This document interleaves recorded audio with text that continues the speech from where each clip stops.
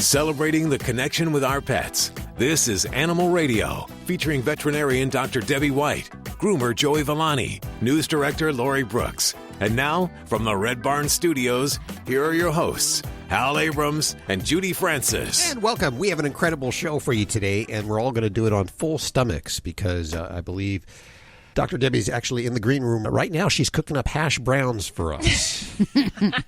Fork. Coming up on today's show, comedian and actress Judy Gold will be joining us. Also, a guy who says you can train cats, and he wants to teach you how to train cats. So if you're one of those disbelievers, like me, He has a college that you can attend to train cats. To train your cat. Yes. I just don't get it, but thankfully he'll be on in just a few minutes and he'll explain that. Lori, what are you working on for today's show? Oh, I'm sorry. I was lost in my grief. Chewy.com has been purchased. So a lot of people are concerned, is it going to change? Because, Chewy fans are pretty happy with Chewy right now. They're loyal. So, yeah, they've been bought. And for a pretty penny, I understand. A record amount. Okay, that's on the way in just a few minutes right here. And let's go to the phones right now. Which one are we going to there? Line 2. Let's go to Albert. Hey, Albert. Good afternoon. How you doing? Good. How are you? What's up? I can't really complain. Look, I've got a friend of mine.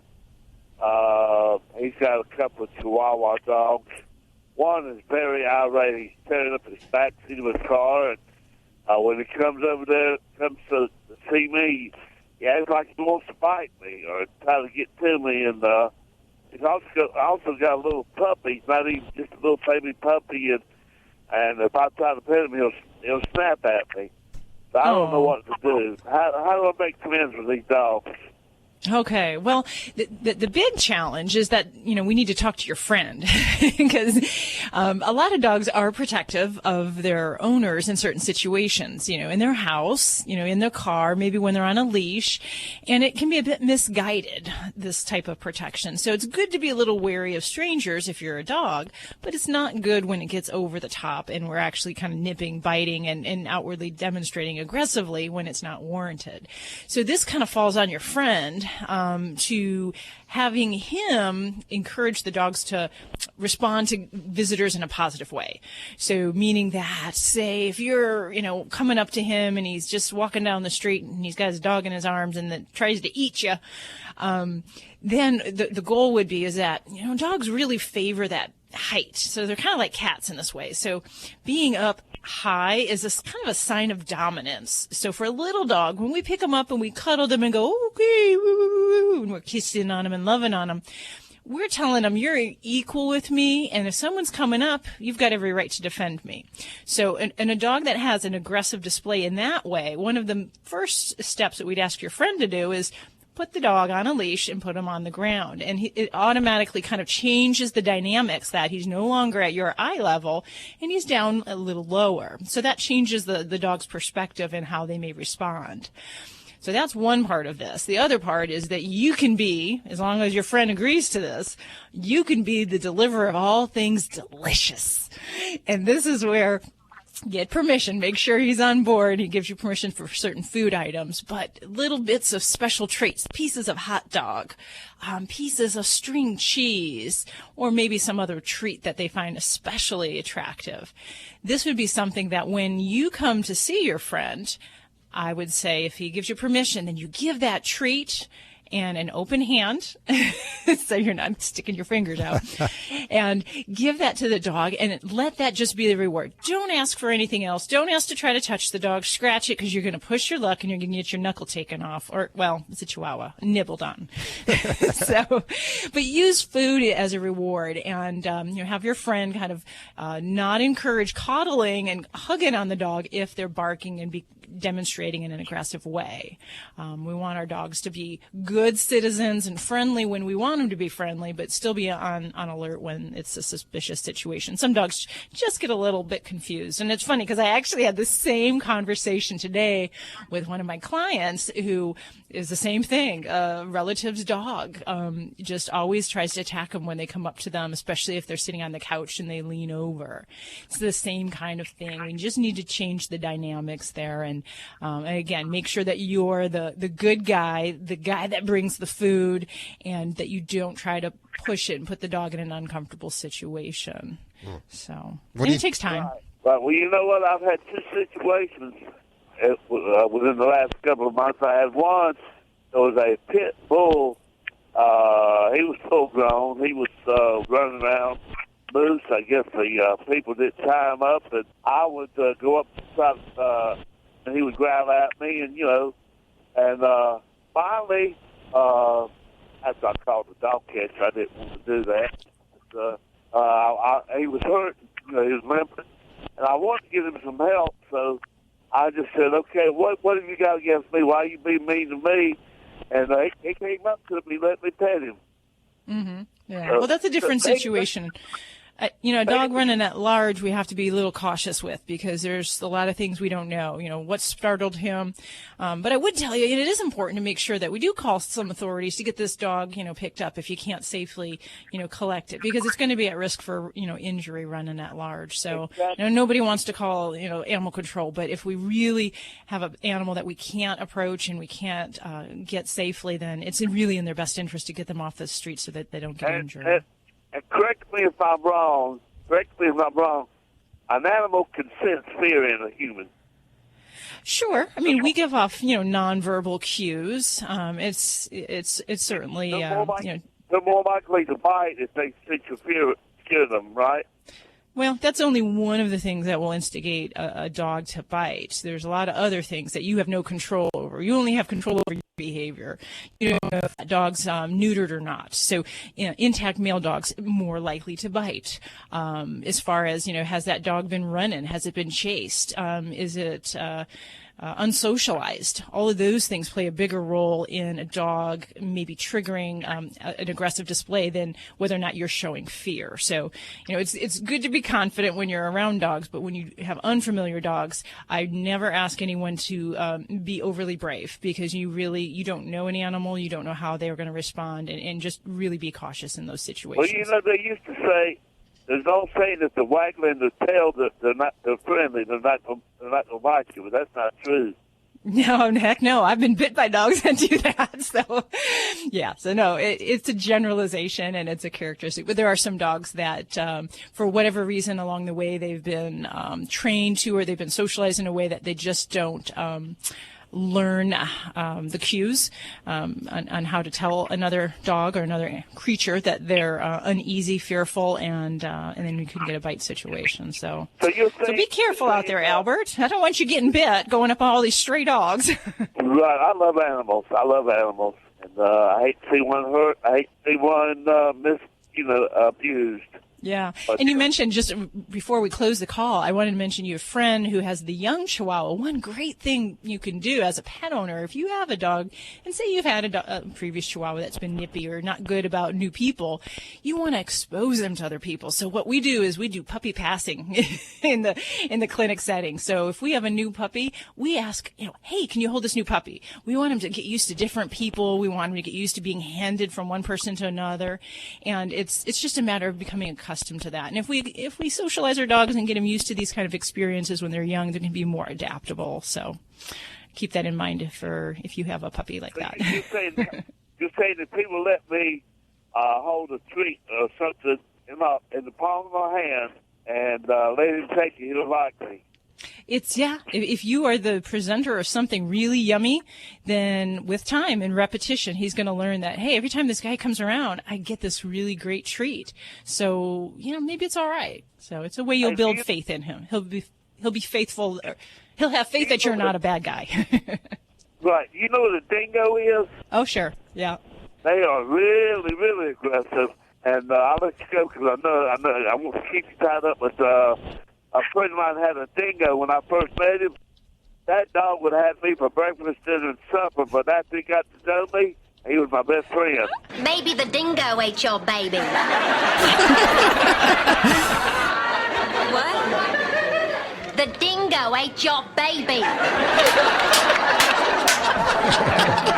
Well, thank you so much, Albert. Great talking to you again, and we wish you well. Bet you didn't know this healthy serving of Animal Radio is brought to you by the grain-free Red Barn Naturals canned food for dogs and cats. It is always made in the USA with natural, functional ingredients to support your pet's optimal health. Check them out over at redbarninc.com. And thank you, Red Barn, for underwriting Animal Radio. You're listening to Animal Radio. Call the Dream Team now with the free Animal Radio app for iPhone and Android. Hi, this is Fred Willard on Animal Radio, and I'm begging you, spay and neuter your animals. I'm sitting up and begging. I'll roll over and play dead if you want. I'll follow you anywhere you want to go.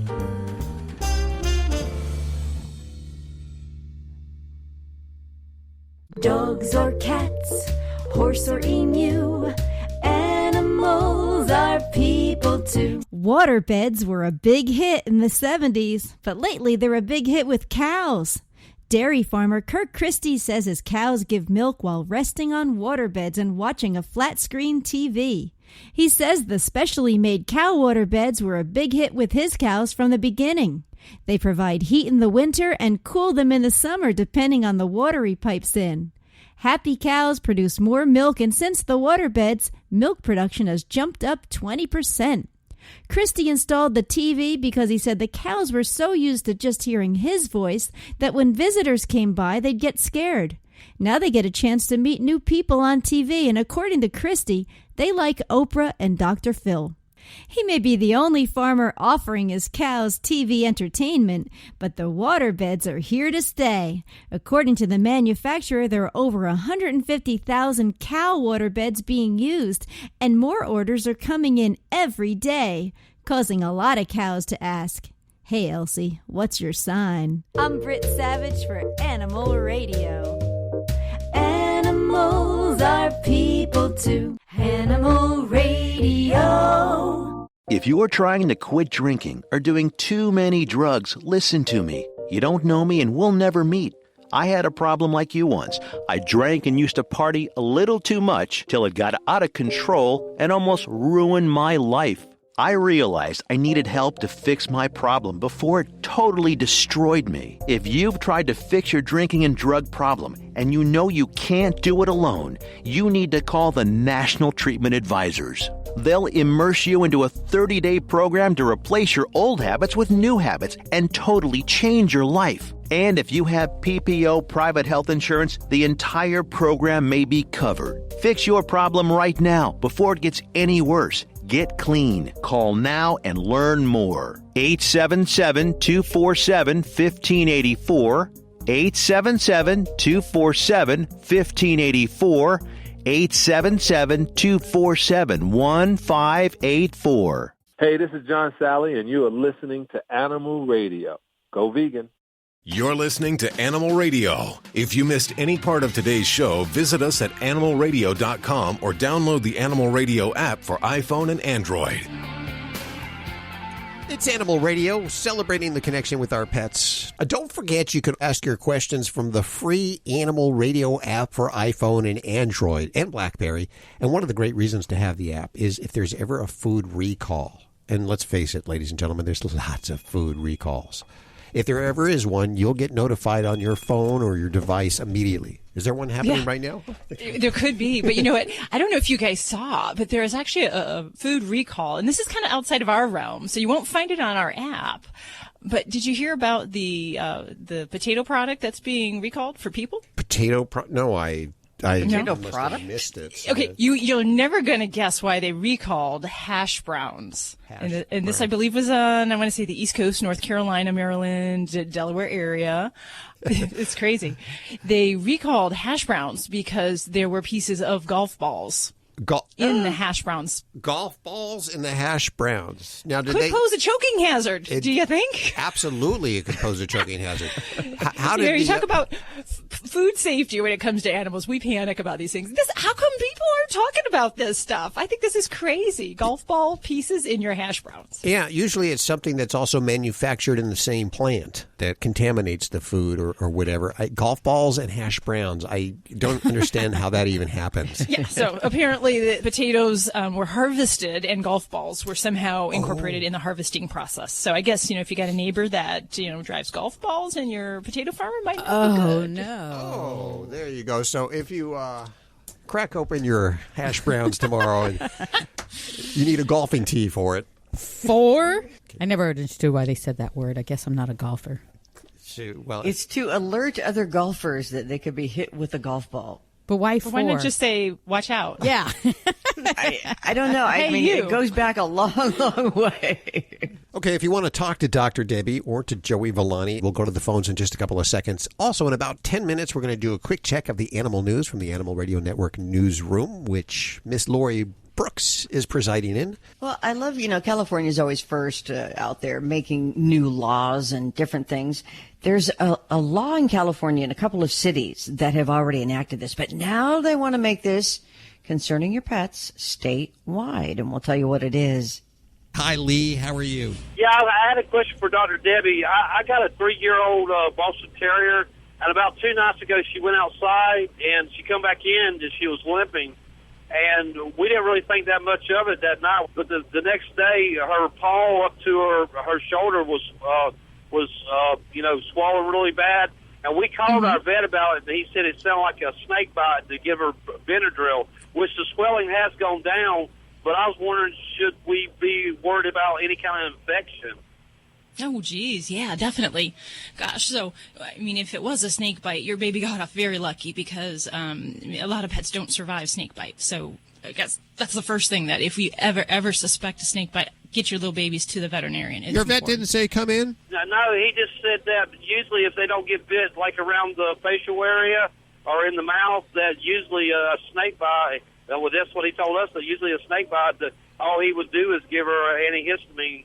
You living in a town with more than one vet? Yes. Find the other vet. Okay. All right.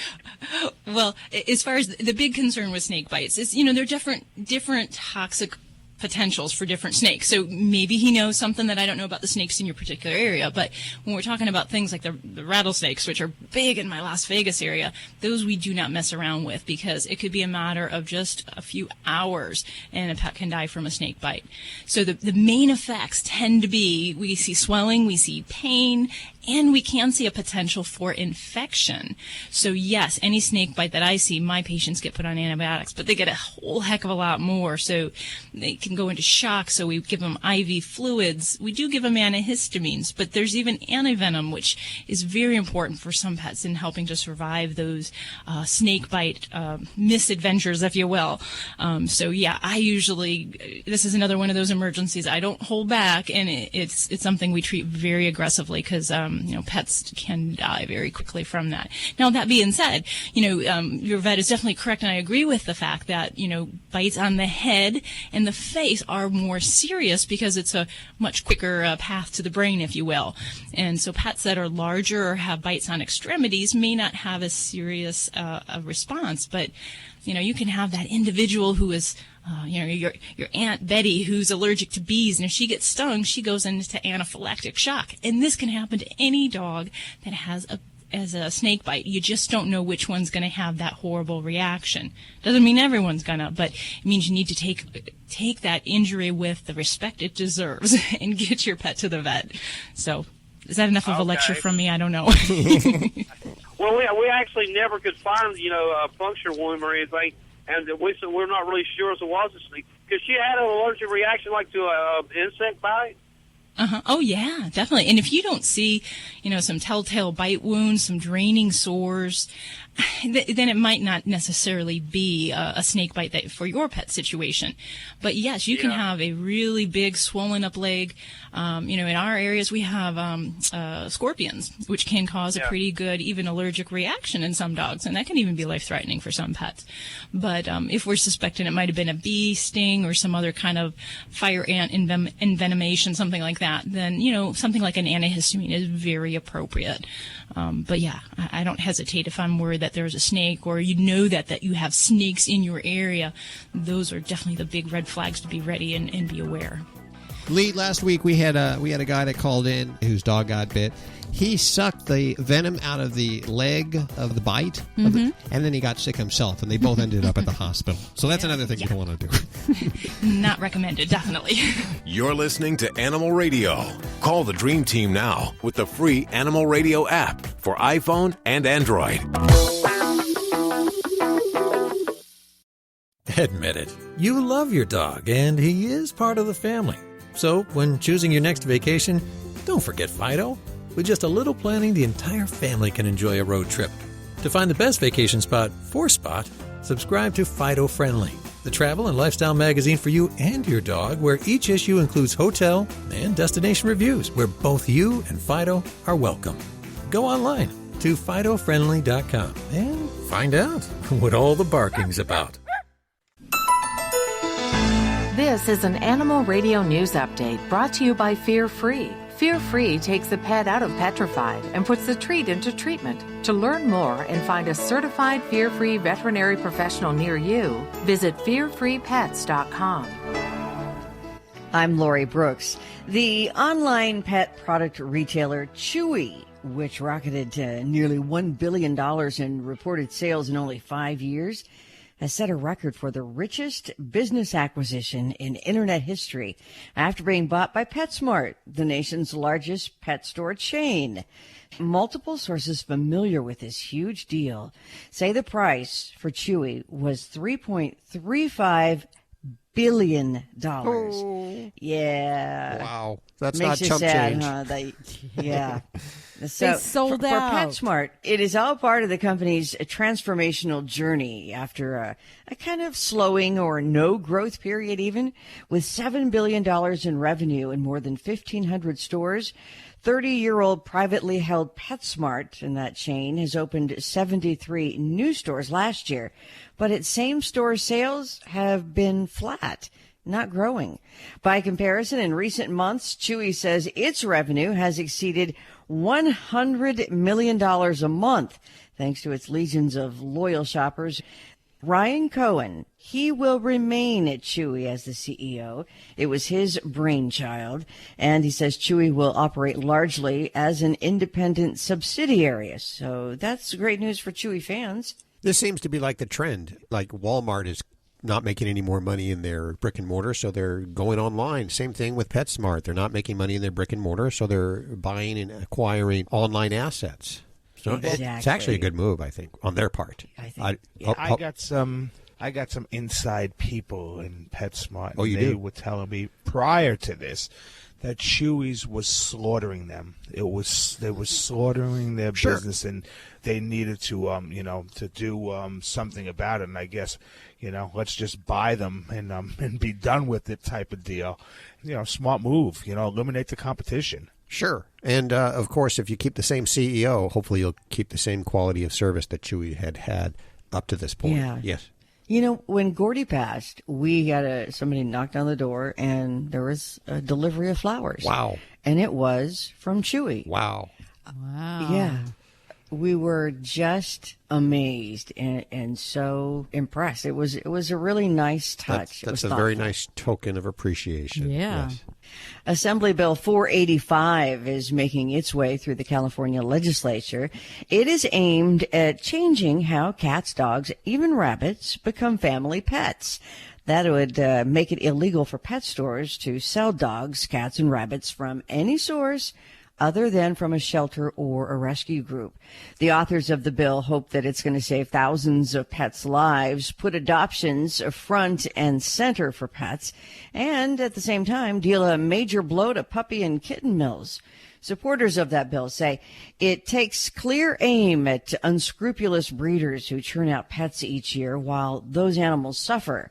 Those opposed to the bill say it paints all breeders with the same brush. That's going to force some pet stores to close and will increase black markets in pets. Let's be honest, there are some legitimate licensed breeders who do practice safe breeding and provide excellent care for their animals. And they usually sell direct to people looking for purebred dogs and specific cat breeds. But there are an estimated 10,000 puppy and kitten mills operating in the United States, too. So if you aren't familiar with puppy mills, what's so bad about them? Well, let's see. Females at puppy mills are set on a breeding schedule, they say, that does not include time for recovery between pregnancy, and often female dogs are bred far too young. Puppy mills typically care less about healthy pets than they do their profit margins, and they also are known to breed without regard to genetic or behavioral concerns. And add to that, figures from the ASPCA show 6.5 million dogs and cats enter U.S. shelters every year, and of that, about 700,000 of them are strays, so not even a million. And those strays, at least 700,000 of them anyway, are returned to their owners. Now, of the remaining 3.2 million pets that are lucky enough to find new homes, while another 1.5 million are euthanized. And if you're doing the math, that leaves 1.7 million animals who are in shelters still waiting for homes. Mm-hmm. So it could be a very good thing. Yeah. Go to your shelter instead of going to a breeder. And you know what? Yeah. I understand that. And like you said, I know there's a lot of responsible breeders out there, but of the calls that we get, the animals that we hear and see about, many of the animals that have behavioral problems were brought up in a small little cage at a puppy mill. Right. Yeah, that's why those small operations, the few small operations that breed ethically, responsibly, are so much better. They're not all good, but the puppy mills at the same time are mass producing these animals. So the animals can't be socialized. There's just not enough time or people to socialize that many kittens and puppies that's too bad. Or rabbits. A live streamed video feed of a pregnant giraffe that has enthralled millions, including me, of YouTube viewers since February has come to an end.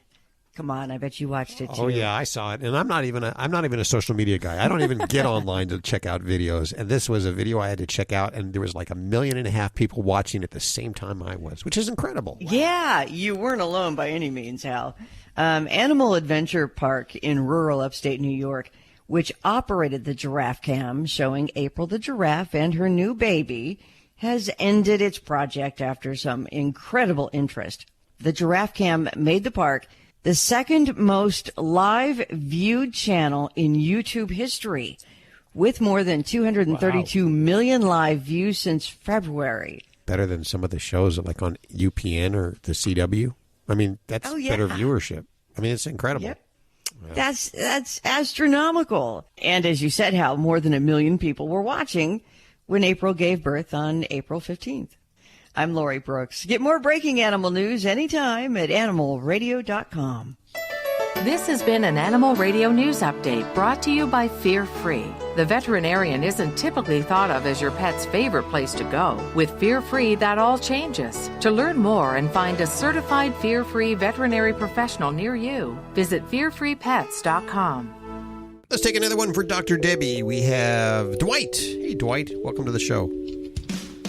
Hi. What's going on? I have Dr. Debbie right here. Hi.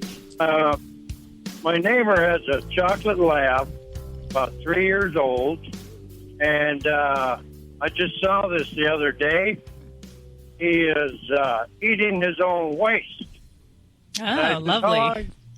And I said, what are you feeding that dog? He's good dog food, but he didn't tell me what it was. So, the interesting thing is that most of these cases, it's more of a behavioral problem than actually a medical problem. There can be some medical problems that can cause a dog to do this, whether it is a digestive, an absorptive problem, some types of food allergies, parasites, things like that. But generally, it's a problem that they actually pick up when they're young. And the mother dog, that's basically how she cleans the babies, is she licks their hindquarters and ingests their feces. So as disgusting as it sounds, this is kind of a natural behavior that they pick up very young. It goes awry when it becomes just disgustingly a nuisance. So some of the tricks of this, and it can be hard when this has been going on for such a long period of time. But what we talk about is limiting the access and the opportunity for this behavior to happen, then to try to avoid it as well.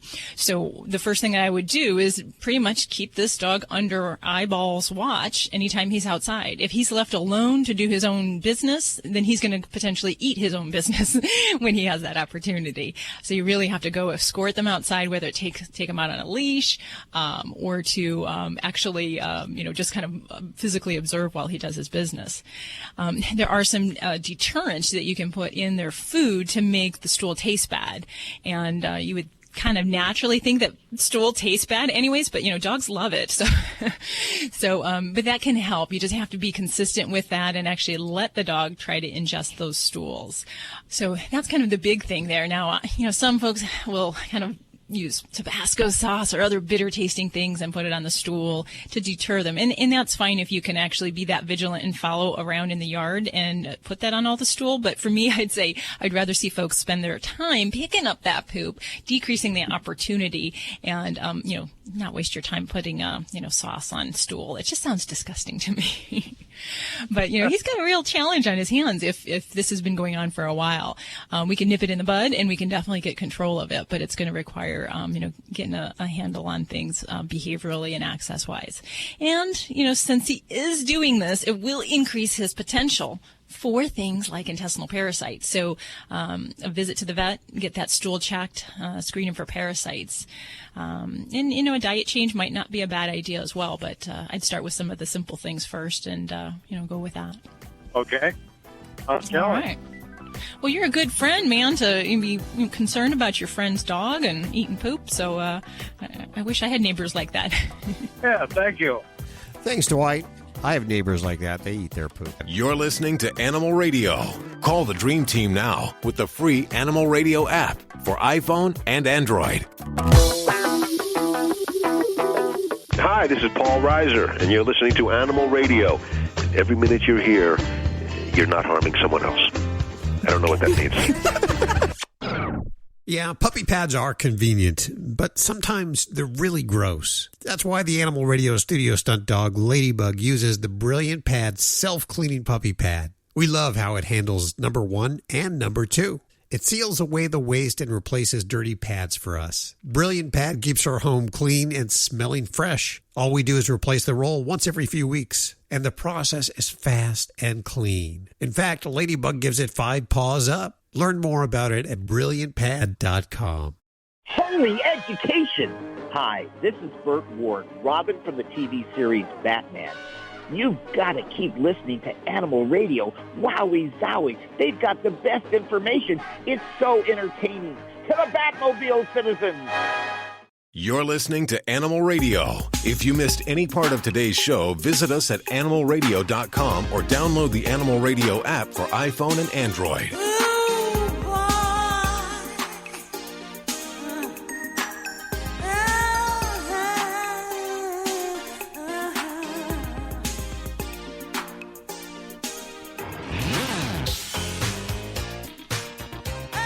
It's Animal Radio, celebrating the connection with our pets. How do golf balls get in hash browns? Still a question that we've been asking ourselves for the last at least 40 minutes. As Dr. Debbie has just reported a recall. Yeah, that is very strange. I don't know if I'm going to have... Not for your dog's safety, but for your own. Yes, a choking hazard, as you said earlier. Are we calling Florida? I believe we are. Hi, Kenneth. How are you doing? I'm doing good. Where are you in Florida? We're right near West Palm Beach. It's a little place called Waxahachie, Florida. It sounds like it's beautiful. It's just nice in the country. So now tell me, you are a drone aficionado, is that correct? It's correct. It's sort of a hobby for you, or is it a business for you? No, it's a hobby in a way. I purchased the drone strictly for looking for lost animals. Strictly for looking for lost animals. That is an ingenious idea, might I say. Well, some neighbors don't think so. Oh, really? Well, we'll find out about that in just a couple of seconds. What made you come up with the idea to do this? Well, there were a lot of places that the people couldn't go when they're looking for the animals, and I felt that maybe from the air we would cut down on the amount of time that people are spending up and down the streets looking for the animals. and that we might be able to spot them a lot faster, as well as scan the canals to make sure that the dog or cat or whatever had not fallen into the canal. So I wanted to ask, so have you used this and like, how do you know where to begin and put the drone up and go after like a trail? The last place that the animal was seen is where we start. How do you implement it? I mean, are you on Facebook, or how do you tell people that you're doing this? We are on Facebook, and the person that has the Facebook page is Gail Bass. And Gail started up what's called Loxahatchee Lost and Found Pets in 2012. And her and Michelle French and Dawn Dabari are all in partnership there. And they average about 85 to 90 animals per month that they recover. Well, how big is this town? It's about 19,000. So a town of 19,000 people loses about 95 animals a month? Is that? Wow, that's a lot. Well, you have a lot of animals in the country.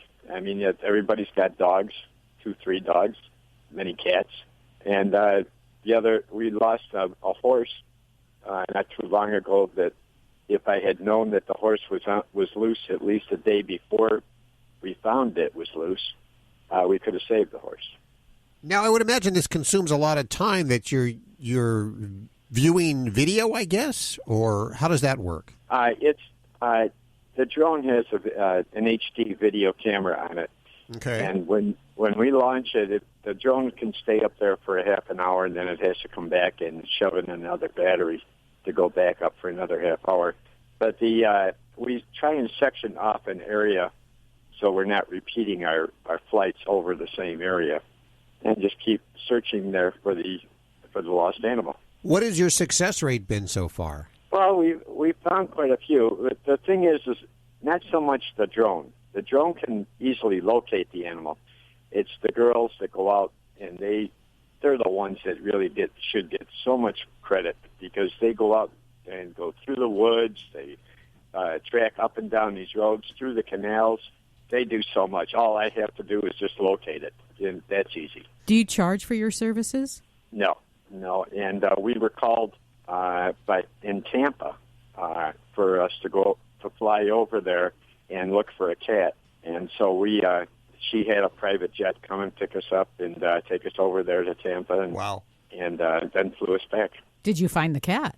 No, and neither did the detectives that she also hired with the detective dogs that go out looking for cats. That's what they're trained for. Right. There was no sighting of the cat, but there was plenty of raccoons and possums that were dead in the surrounding area.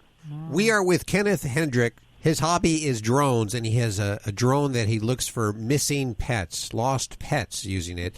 How do the neighbors feel about this? Well, I've got a couple neighbors, and if I fly over their property, they get a little upset because they think I'm intruding onto their space, and actually I'm not even looking at their property. I'm on my way out to look for something else. You know, it takes practice to fly a drone, and I have to practice to keep in shape. How far away can it go from you? Approximately 5 miles. Wow, that's a good distance. Is there any licensing or permitting that you need? Yes, you need a pilot's license, and you also need the drone license. And you have a pilot's license? Yes, I do. This is pretty incredible. I think what you're doing is amazing, and I hope that it starts a fad across America for looking for lost animals. I really hope it does, too, because I think there's a lot of animals that could be recovered that the gators and all these other animals are killing.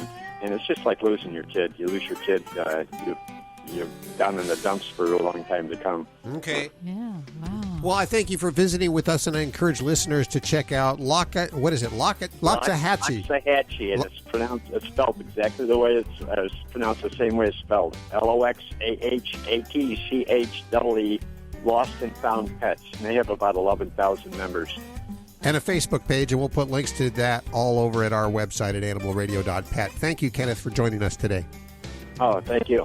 Need a fix of the good stuff? Get more Animal Radio with the free Animal Radio app for iPhone and Android. Hi, everybody. This is Lori Morgan reminding you to please spay or neuter your pets. People say less is more. At Red Barn, we think less is better. It's what you won't find that sets our natural premium pet food apart. No byproducts, no corn or soy, no fillers. Just the natural ingredients your pets need to live the healthy life they deserve. Look at the label. We want you to. Red Barn Naturals Pet Food. Simply the best. Find it in your local pet specialty store. Try our chicken rolled food as a meal or shredded as a topper.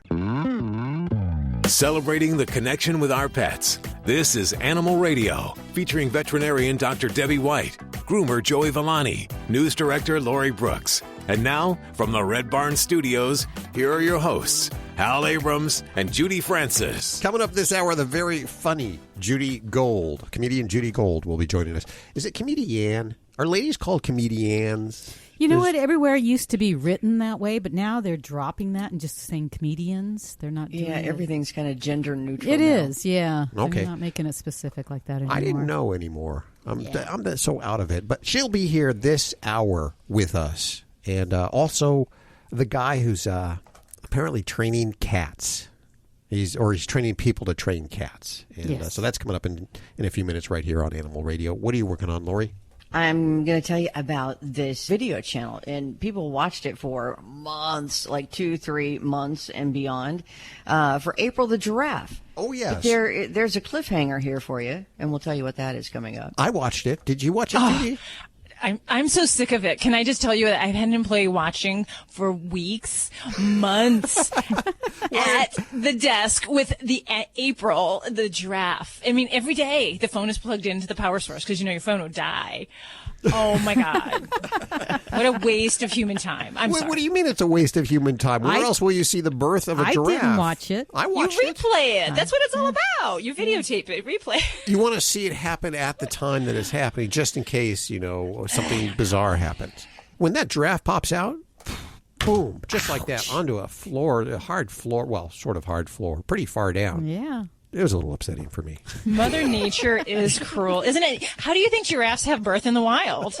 They don't have somebody there catching them, like with a mitt, a baseball mitt, saying, okay, drop the baby. Well, you would think at least in the wild it would be a softer that ground. helps to clear their lungs. Oh, really? Right? What? Yeah. That drop clears their lungs? Yeah. It would clear my lungs. Well, I did watch it, and a lot of people watched it, just like your staff there. It was something that over 1 million people were watching at one time, which is pretty incredible. Are we going to the phones? Yes. Judy is saying go to the phones. Shut your yapper and go to the phones is what she's saying. Let's see. I think we have Rick on the phone. Hey, Rick, how are you doing? I'm doing pretty good. How are you doing? Good. What's going on in your world? Well, I have a schnoodle. He's about 1.5 to 2 years old. Very rambunctious, but he loves walks and to play and all that, but he does not like a car. He'll get real shaky, like riding in a car. He starts panting, salivating, and then eventually he'll throw up. Okay. All right. Well, and that's definitely a hard thing. Are you out traveling right now with him? No. He's at home. Okay. I'm a truck driver. I'm actually in Island Park, Idaho, which is absolutely beautiful. So. Awesome. Yeah.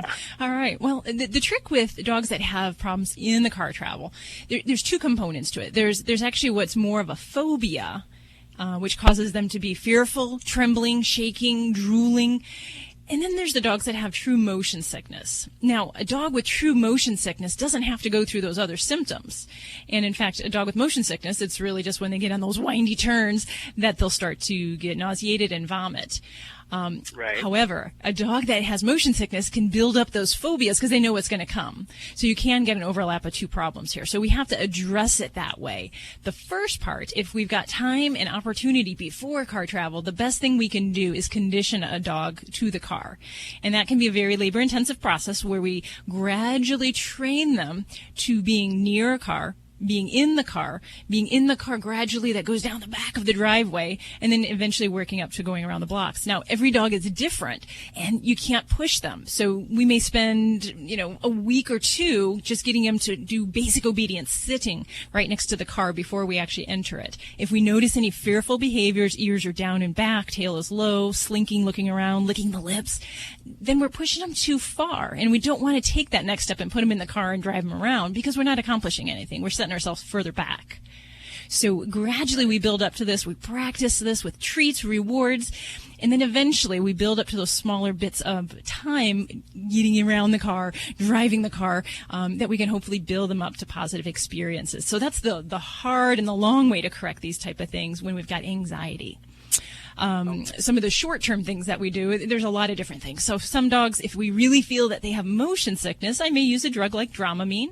Or there's another one that's approved for dogs called Serenia, which helps to decrease their motion sickness, and truly in a motion sickness type problem. Won't do anything for that anxiety, so we got to work on that too. So I may add in some things like the Thunder Shirt, which can be a calming effect, as well as things like dog pheromones. Those help to kind of relax them in a natural way. Those could be in collars, sprays, things like that. So those are some other ways that we can help make training a little bit easier, or just even that car travel that you have to do all of a sudden.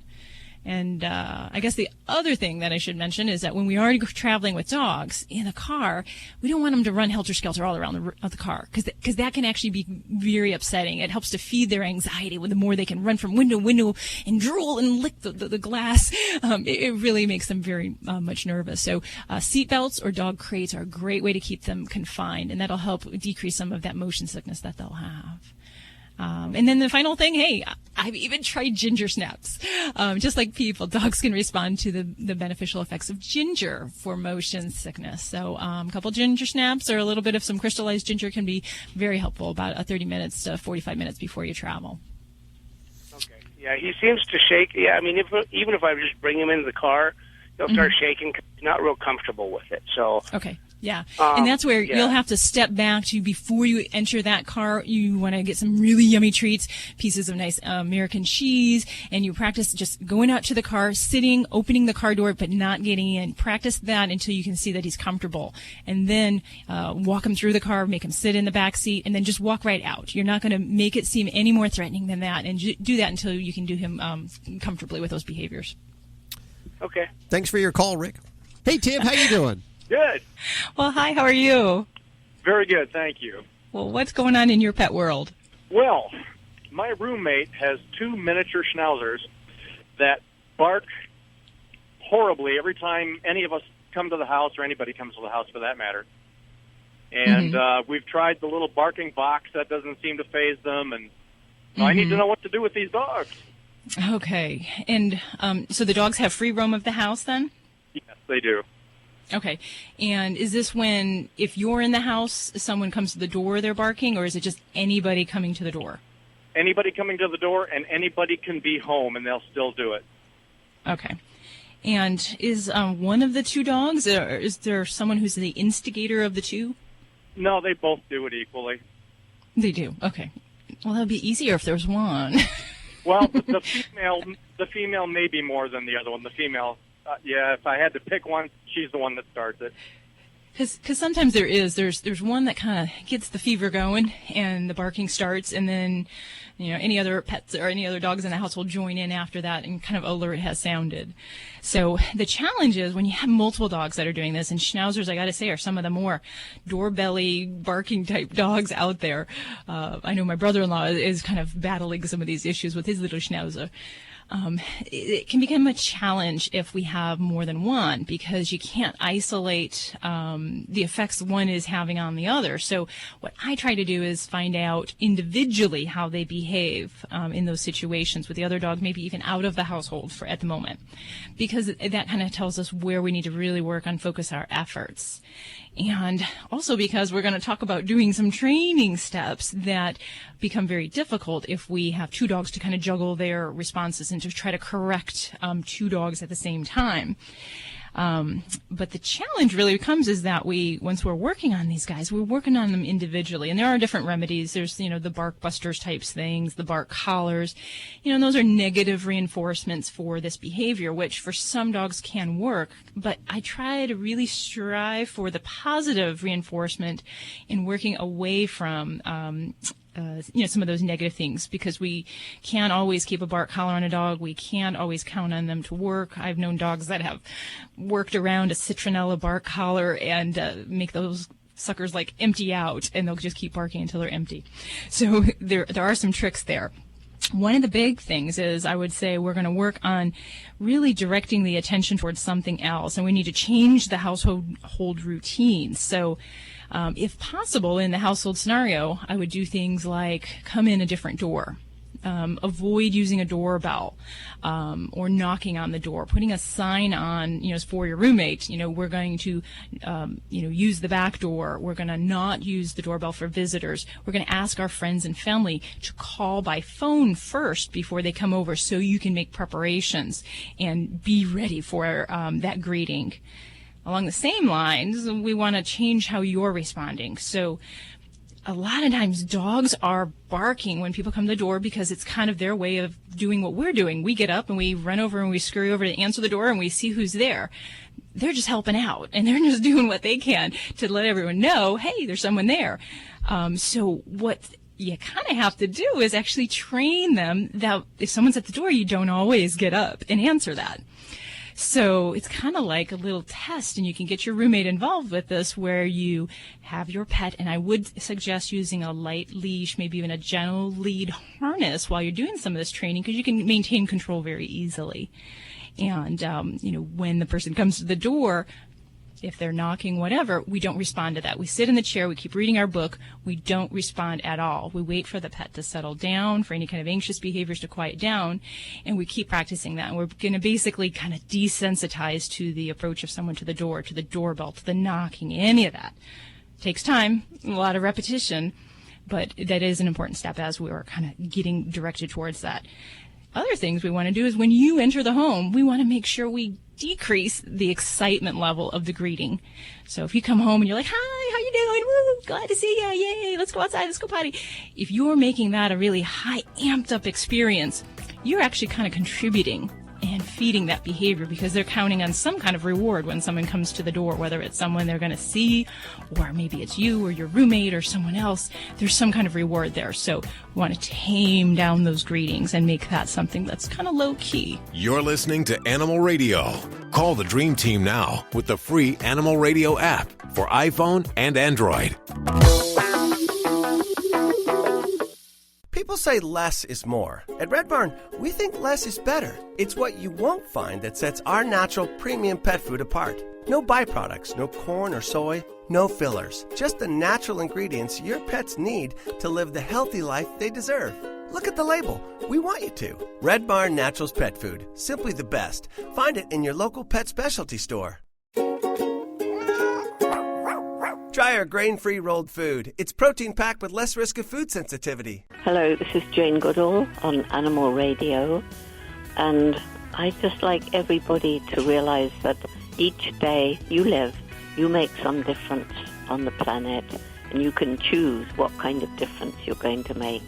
And hopefully every day you'll try to make the world a little bit better for people, for animals, and for the environment. You're listening to Animal Radio. If you missed any part of today's show, visit us at animalradio.com or download the Animal Radio app for iPhone and Android. It's Animal Radio. It has been a star-studded show thus far. This hour, Judy Gold, comedian Judy Gold, will be joining us, and this lady stays busy. I'd read you her biography of what she's doing now, but it would take up too much time. But she will be doing a concert for comedy. She'll be doing a Funny for Fido concert and raising money for the animals along with a bunch of other comedians. So we'll talk to her in just a couple of minutes right here on Animal Radio. Also, this hour, a guy who trains... Now, does he train people or does he train the animals? He works at a place called the Animal Behavior College. I believe he trains the people to train. That's usually how it animals. Works out. It's usually, as people, we need the help in helping our pets. Well, it says up here on the board, I know this is a mistake, they're training cats. Because you don't train cats. No, it's a cat training. Yes, you can. You can train cats. How? I don't think so. I'm pretty sure my cats have me trained. Well, you can interpret that whichever way you want, but it's a cat training program for people, not a cat training. I trained my cat Betty to kiss me. Yes. What? I did in about 2 minutes. Just held a piece of kibble up to my lips, and every time. For years she did it. I trained my cat to, at about 2 a.m., to knock off jewelry and picture frames off my desk, and precisely at 2 a.m. It was just a magical thing we taught her. That really is amazing. That's a cool trick. Maybe you could teach me how to train my cat that. Well, you trained your cats to scratch at the door at 4 a.m. for the feeding. Scratch at the bedroom door. This is true. I did train them to do that. Okay, so they are trainable, and we're going to find out more details about that momentarily right here on Animal Radio. Lori, what are you working on over there in the newsroom? Oh, we always give cats the short end of the stick here. Do we?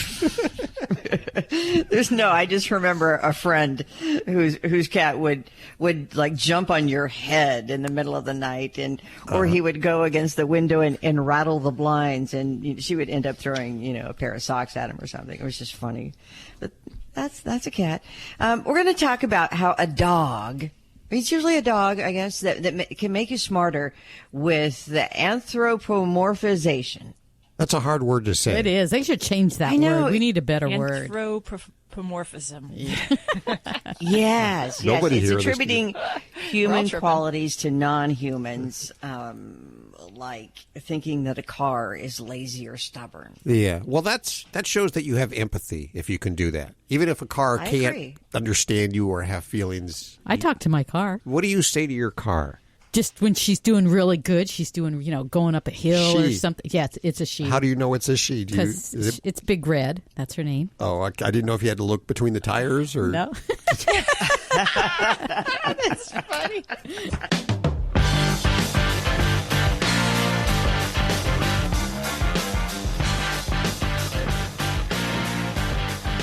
Hello, everyone. It's Robert Semro, your Pet World Insider, here with this week's Animal Radio List. 5 things we do to give pets complexes. Help, my pet has attitude. What's the deal and why the pet complex? Well, that may be something that we've caused by what we're doing. If your dog or cat is giving you attitude and you can't figure out why, let me help you with a few common things that I think our four-legged friends wish we'd think of before acting upon. Number 1, pet strollers. That's right, we've all seen the latest in high-tech and low-tech strollers for our four-legged friends.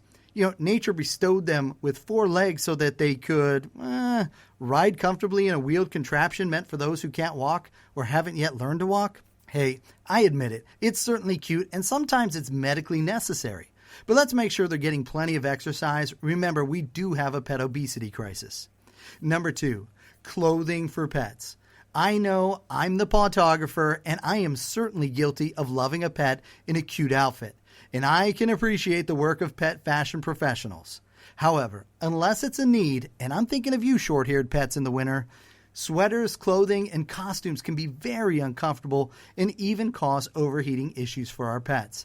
Never force a pet to wear an outfit, a hat, or even a wig. They've got their own fashion sense, and we want them to be able to roll with pride at the local dog park.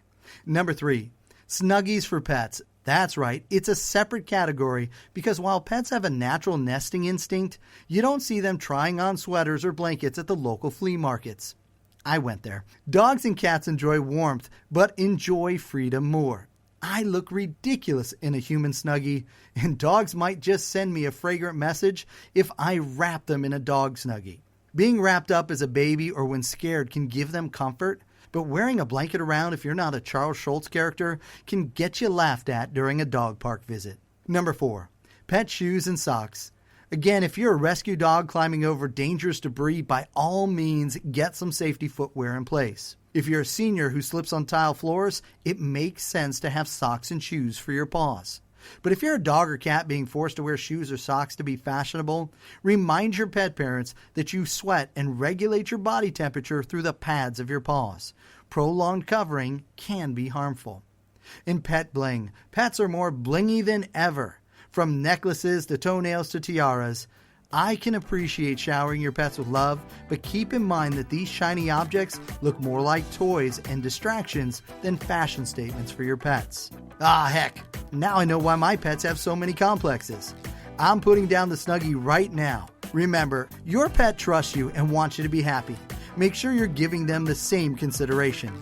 Share your pet complexes with us on our Animal Radio Facebook page. Hey, don't forget, you can get your fix of Animal Radio anytime you want with the Animal Radio app for iPhone and Android. Download it now. It's made possible by Fear Free Pets, taking the pet out of petrified. Visit them at fearfreehappyhomes.com. Attention sports fans, now you can watch every football game you want all season long without leaving your home with Dish for about $50 a month. Compared to your cable bill, you can save almost $600 a year. Call right now and sign up for Dish and watch every football game you want. With Dish, there are no boxes to pay, plus get free installation as soon as tomorrow if you call now. And with Dish Anywhere, you can watch your favorite sports and channels on your smartphone, tablet, or laptop. Be one of the first 100 orders right now and get a free voice remote. Don't miss a single football game all year long and save a ton of money. Get a free voice remote and free installation as soon as tomorrow. But you gotta call All American Dish right now. 800-380-4452. 800-380-4452. 800-380-4452. That's 800-380-4452.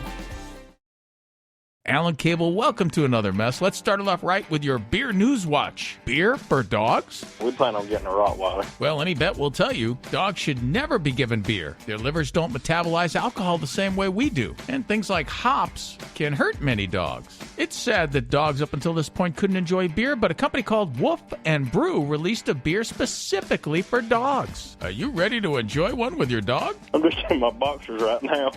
This stuff has no alcohol or hops or carbonation. It's easy and safe for dogs to digest. So now you can share a beer with your best buddy. And how about an entire town that now has a beer pipeline? It's the town of Bruges, Belgium. They've built a $4.5 million pipeline underground. It's scheduled to go into operation this summer. This is an Animal Radio News Update brought to you by Fear Free. Fear Free takes the pet out of petrified and puts the treat into treatment. To learn more and find a certified fear-free veterinary professional near you, visit fearfreepets.com. I'm Lori Brooks. Anthropomorphizing. Remember that? Yeah, we talked about it, I think it was last week. And today it's in the news again. A professor of behavioral science at the University of Chicago says, historically, anthropomorphizing has been treated as a sign of childishness, even stupidity. But he claims it actually makes humans smarter, and he says no other species, like humans, have this tendency to do this. Now, many people think that giving a pet or even an inanimate object the same qualities as a human being is kind of weird, and a sign maybe even that the person is not so bright, you know what I mean? And it might be something that children do, but as you grow up, you're taught to stop talking to things that don't talk back because they don't have minds like we humans do. So why should you talk to them? But after much research, this researcher, Dr. Nicholas Epley, says recognizing the mind of another human being involves the very same psychological processes as recognizing a mind in other animals, a god, or even a gadget. Epley says it is a reflection of the human brain's greatest ability rather than a sign of our stupidity.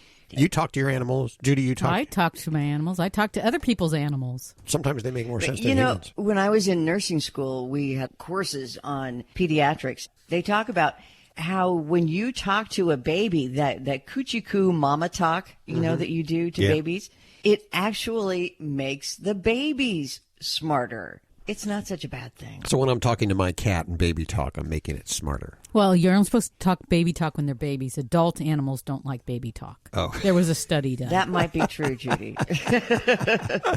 Okay. On a serious note, there was a jury in San Diego that has sided with Petco in a lawsuit brought by the family of a 10-year-old boy who died after he contracted an illness from a pet rat that they had purchased from a Petco store. The jury found that Petco was not negligent nor liable in the death of Aiden Pankney. That was 4 years ago after he was rushed to a hospital with very severe stomach pains. The San Diego County Medical Examiner's Office ruled the case of death an infection, which is known as rat bite fever. So we do know about it, but the boy's father went on to file a $20 million lawsuit against Petco, saying that the company knows the rats that it sells is likely to carry rat bite fever. Petco's lawyer countered that claim, saying the company does everything it can to prevent the disease, warns against it, and also said there is no way to determine the percentage of rats that do have it because it is really pretty rare. Well, thanks to their dog, a couple in San Carlos Park, Florida, was able to safely escape their home recently when a fire broke out. The family says it started in their garage, and they were home at the time.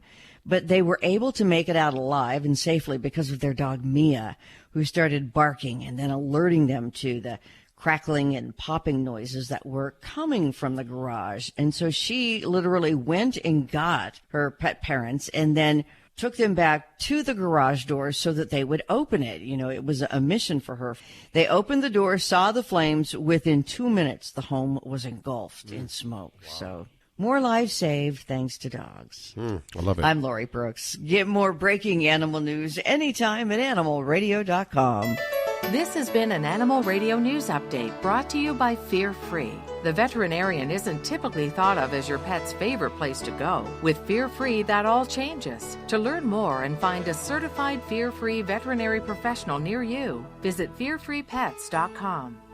Oh, this is cool. We're going to head to line 3. Is that correct? Yes. Okay, where we have Stephen Applebaum. He's the president and CEO of the Animal Behavior College joining us. Hi, Mr. Applebaum. How are you doing today? I am doing well. How about yourself? Awesome. Okay, so you guys, I assume by the name, you train, I would assume, dogs for sure to be better dogs. Indirectly. The Animal Behavior College is a vocational school. Okay. And we train dog trainers. Oh, you train people that train the dogs. Yes. Plus professional groomers and veterinary assistants, and our new program, which we're very excited about, which is our cat training program. I have several cats. I've always been a cat guy. I have never been able to train my cats. Well, let me ask you a question. Are your cats litter box trained? They are litter box trained, yes. Then you trained them. Okay. Well, they kind of came that way. Did they come that way? Yeah. A lot of this has to do with the perception about what the word training means. And for many people, when they think of training, they immediately go to dogs, and they think of putting a dog on a leash and teaching the dog to listen to various cues, to come and to sit and to stay and to walk by your side. And that's all great. It's important, especially with bigger dogs, really with all dogs. And you can teach cats to do that, but that's not the focus. Okay. The focus is behavior modification, litter box issues. The fact that, according to a veterinary product news article a few years back, and I've seen this since, it's estimated that as many as 50% of cats, after they go to their first veterinary visit, they don't go back for regular checkups, in part because the owners can't get them into the carrier. Mm-hmm. So it's behavior modification type things, scratching on furniture, learning to be a bit more social. Believe it or not, even learning to accept other dogs in the house. So these are the things that that most cat owners are really interested in. And considering that there are roughly 85, almost 86 million cats in the United States compared to about 77 million dogs, there's definitely a market for it. But it's changing the perception. They can be trained. They're just trained for different things and using different motivations, frankly. Sure. It's mostly behavior modification. It has little to do with like training them to do tricks. And just sit and come. Yeah. Right. I mean, again, you can teach them to do that. And for people that are interested in doing that, the program certainly teaches trainers how to do that.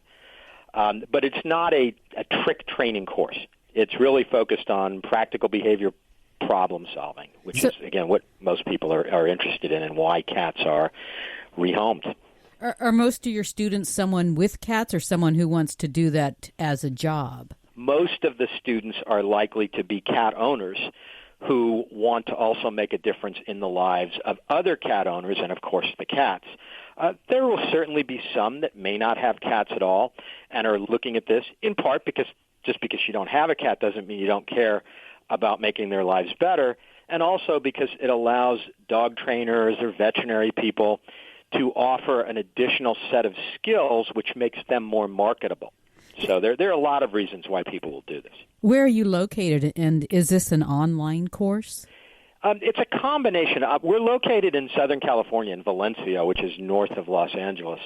But the program, like all of our programs, is a combination of distance learning. There's some online components, coupled with an externship in which we place people at specific locations so that they can get some hands-on experience. In the case of the cat training program, they will be placed at various animal shelters, which is in part one of the reasons why we started this program in the first place.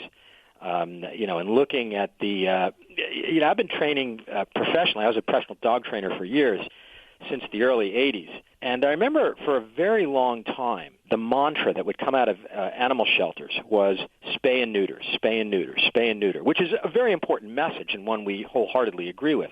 But about 15 years ago, the mantra changed, and it became more spay and neuter train, spay and neuter train, spay and neuter train, because they understood, the shelters understood the correlation between good training and what prevented dogs from winding up in the shelter in the first place, as well as what allowed them to be rehomed more easily and for the recidivism rates to go down. But while that was wholeheartedly embraced on the dog side of the shelter world, cats, who typically wind up in shelters more than dogs and are euthanized at a higher rate than dogs every year, you didn't hear anything about training on the cat side, in part because there's the perception that you can't really train a cat, or what would you train them to do? Well, I commend you for what you're doing, especially in respect to the cat. Not a week goes by, we get a call from an owner who says, the cat's tearing up the furniture, I'm going to get them declawed. And we say, don't get them declawed, teach them to use a cat tree. And they get them declawed, and then they call back a month later and they say, now the cat's declawed and is not using the cat litter. Eventually, that cat ends up in the shelter. So I really applaud what you're doing there. Thank you. And I appreciate it. If people want to learn more, what's the website? The website is animalbehaviorcollege.com. And we'll put links to everything you've heard on today's show over at animalradio.pets. Stephen Applebaum, thank you so much for joining us today. Oh, it's a pleasure. If you're trying to quit drinking or doing too many drugs, listen to me. You don't know me and we'll never meet. I had a problem like you once. I drank and used to party a little too much till it got out of control and almost ruined my life. I realized I needed help to fix my problem before it totally destroyed me. If you've tried to fix your drinking and drug problem and you know you can't do it alone, you need to call the National Treatment Advisors. They'll immerse you into a 30-day program to replace your old habits with new habits and totally change your life. And if you have PPO private health insurance, the entire program may be covered. Fix your problem right now before it gets any worse. Get clean. Call now and learn more. 877-247-1584. 877-247-1584. 877-247-1584. You're listening to Animal Radio. If you missed any part of today's show, visit us at animalradio.com or download the Animal Radio app for iPhone and Android. It's Animal Radio, celebrating the connection with our pets, toll free. The number is 1-866-405-8405, and we'll go back to the phones in just a couple of seconds here. But first, we want to visit with Judy Gold, comedian Judy Gold, who's on the phone with us. Hi, Judy. How are you doing? Good. How are you? Oh, absolutely splendid. Thank you so much. Awesome. So you're doing this Funny for Fido thing, and regular listeners know that every month on the, I guess we should say the East Side, New York City, you guys all get together. You do a lot of funny stuff for Fido. It's all to raise money for animal rescue. And right. It's a different lineup usually every month. Is that correct? I think so. It's my first time doing it. It is your first time doing it. Yes. You're a newbie. You're a virgin. I'm a virgin. Yeah, it's been a while. But I'm excited because he's been asking me to do it, Justin, forever, and I have not been available. So, yay. Yay. Tell us about the animals you have at home. Well, I had, meaning not here anymore, okay, cats. I had Mr. Shoes, Simo, Ricky, and Nathan. But Nathan we had to give away because my partner is allergic. Are these cats or dogs? Yeah, cats. And, I mean, I have to we don't have a dog yet, but I want a dog so bad I can't. I love dogs First of all, I love animals, period. But You love dogs I'm more. like the dog whisperer in my apartment building. I know I love dogs so much. There just comes a time in your life. I did that too when it was just time. I just had to have a dog. I had cats, and it was just time. I just knew I had to have a dog in my life. The thing is, I do live in an apartment, so I would have to actually get up and walk outside and get in an elevator. But, it's a very I live in a dog-friendly building. I have a little dog, and I don't have to take it outside because I have an indoor potty, and she goes, and I don't have to get up and take her out in the middle of the night or early in the morning or late at night. Maybe Judy wants a big dog. What kind of dog do you want? I'm a big woman. I need I want a rescue. Okay. That makes eye contact with me. On a regular basis. I just love dogs. I don't know. I see people walking their dogs. I stop and talk to every dog. My kids want to kill me. My girlfriend wants to kill me. But I don't know. They're just amazing creatures. But I'm a big woman. I want a big dog. But I want the dog to be able to, get in bed with me and stuff. Sure. Well, we say that for the first month or so, and then we wake up with a backache. And we're sleeping in weird positions, and No, then you let the dog sleep on the bed, and you sleep on the couch. Yeah, that's how it is. Right. Have you ever had a dog, Judy? No, we never had a dog. When I was growing up, we really wanted one, but my father didn't let us get a dog. So both my brother and sister have a dog. Now, Judy here in the studio, she dresses her dogs up. Would you ever be caught dead dressing your dog up? No, that would not happen. I will not do that. Well, mine's only 10 pounds. Like what kind of outfit? What kind of outfit do you dress? Are you tutu? Well, she's only 10 pounds, and she has real short hair. And when it gets cold, I put sweatshirts on her and jackets. And then, of course, I dress her in, her name's Ladybug, so she wears a Ladybug costume at Halloween. And, and I paint her nails, and she's got... All right, that's... I'm not going to be doing that. Yeah, I'm with kids, you. So I got to pay attention to them, too. But... You do? Yeah, but I just spoke to my father's cousins. They're 95 and 94. Uh-huh. And they said the reason they're alive so long is because they didn't have kids. I was like, oh, thank you. That's really sweet. Now they tell us. Yeah, right? So your partner's allergic to cats. To cats, yeah. So that's why you had to get rid of, Nathan? Nathan. He went to a very nice family. He's very happy. But she had a bird, Lemon Drop. She loves birds. Uh-huh. I'm sure she wants another bird, and I want a dog. See, when that happened to me, when my spouse said I'm allergic to cats, that was like the end of it. That was divorce number one. It was like, no you gotta, way. Yeah, sorry, that's the way I am. You're lying. Do the kids probably want an animal too, right? Yes. My ex has a dog. She beat me to it. So they love that dog. And my younger son keeps saying, Mommy, when are we going to... And I keep saying, we're going to get it this weekend. We're going to get it this weekend. And then I never get it. And I feel really bad. They're a good muse for comedy writing, too, Yeah, that's true. They'll help you. And you can actually practice your routine, and they'll tell you if it sucks or not. Oh, yeah. Yeah.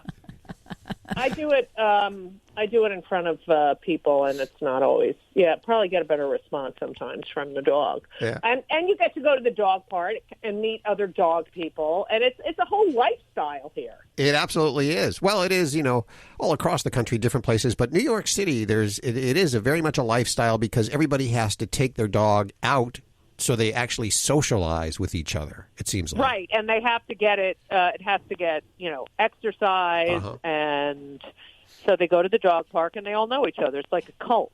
It is. Yeah. So tell us, you're doing a Funny for Fido concert. This Wednesday, yep. The Stand, and that's 239 3rd Avenue in New York City, and it's your first one. I always have fun making people laugh, and you have to come next time you're in the city. Absolutely. Does that ever happen? No, I try to stay out of the city as much as possible. Okay, but that's nice. I do like funny stuff, and you're a very funny. What are you working on now besides Fido? I'm doing. I'm on the new season of Nightcaps on Pop TV, which stars Allie Wentworth. I'm in the new series. I'm Dying Up Here on Showtime, which is in June. It's premiering, and I have my own podcast, Kill Me Now. I heard about that. I do a lot of stand-up. Isn't it great to make a living doing that? It's amazing to be able to make a living doing what you love. It pays well, too, doesn't it? I mean... Are you crazy? I just what is the matter with you? I was dropped as a baby. Listen, Judy, all right. You're awesome. I appreciate you spending time with us today. Thank you. Thanks for having me. Okay, it's time for us to get on out of here now. If you need your fix during the week, head on over to animalradio.pet. Animalradio.pet. Bye. Bye-bye. Bye-bye. This is Animal Radio Network.